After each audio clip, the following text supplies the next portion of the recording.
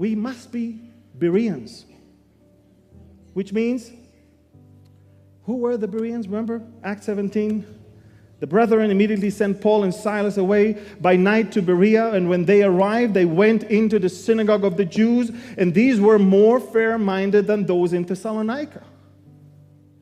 How? In that they received the word with all readiness and searched the scriptures daily to find out whether these things were so. You see, we must search the scriptures, not watch YouTube.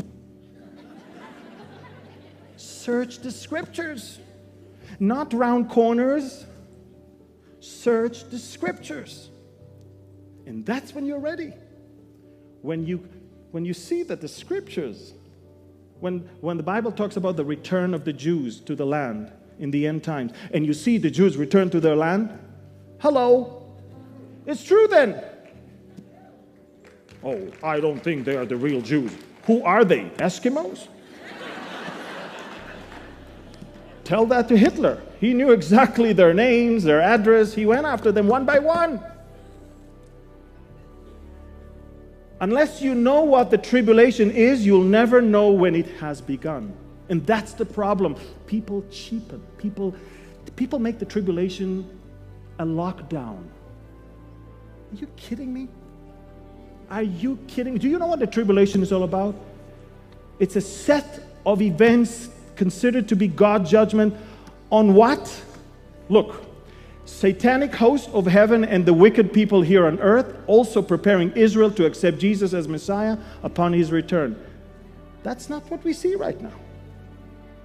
And we must remember the difference with the day of Christ, speaking about the return of Christ to earth, and the day of the Lord, speaking about the judgment of God upon this world. We must remember that because it appears so many times, and we must not mix the two. The tribulation is the day of the Lord, ladies and gentlemen. The Great Tribulation, it has many names, by the way. The Great Tribulation, it speaks on planet Earth in general. The wrath of God upon the wicked people. The hour of trial, it's for the saints of that era. And Jacob's trouble, that is, of course, regarding Israel. We must remember that and not confuse those things. The day of the Lord has 3 layers. First, God's dealing with Satan and his demons. Then God's dealing with the nations. And then God's dealing with Israel. Remember that. It's a span of 7 biblical years that can be clearly seen through the scriptures.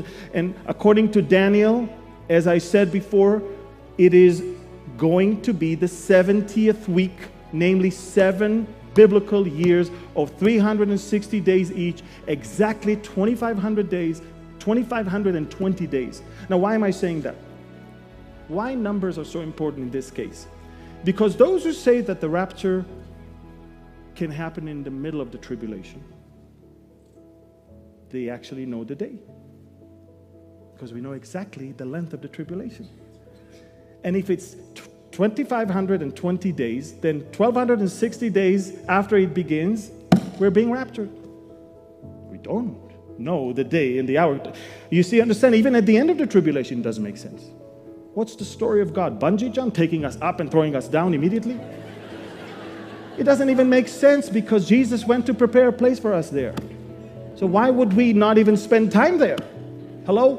Plus, we've got a wedding to attend and we happen to be the bride.